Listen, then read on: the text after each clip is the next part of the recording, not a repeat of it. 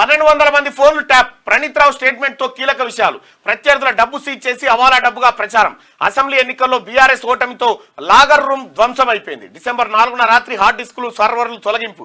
50 hard డిస్కులను ముక్కలు చేసి మూసిలో పడేసినట్టుగా వెల్లడి. ఇగో ప్రణీత్ రావు అంటూ ఇగో కేటీఆర్. ఆ తర్వాత కల్వకుంట్ల దొంగల ముఠా ఉంది కదా, ఈ దొంగల ముఠా ఇప్పుడు ఈ కన్ఫెషన్ స్టేట్మెంట్ లో నిజాలు ఒప్పుకున్నారు.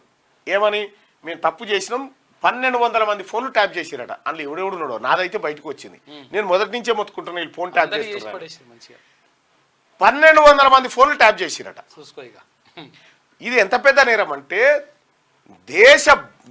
భారతదేశ భద్రతకి ముప్పు వాటిలే కార్యక్రమం ఇదంతా. అది ఆర్ఎస్ ప్రవీణ్ కుమార్ గారే అన్నారు. భారతదేశ భద్రతకు సంబంధించినటువంటి అంశం.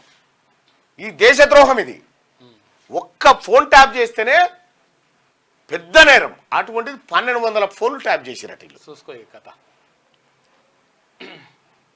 మరి కేడీ మీడియా దీన్ని పక్కదారి పట్టిస్తానికి ఏదైనా కొత్త తెర మీద తేవాలి. మీరు మీ కంటెంట్ ఇస్తలేడు ఎవడు, అవలగాడు కానీ ఇచ్చినా కానీ దాన్ని సక్సెస్ఫుల్ గా తీసుకోవాలి. అలా పని ఎవడు లేడు ఎవడు. అదే అంత పెట్టిండు సగం నాలెడ్జ్ తోటి ముందుకు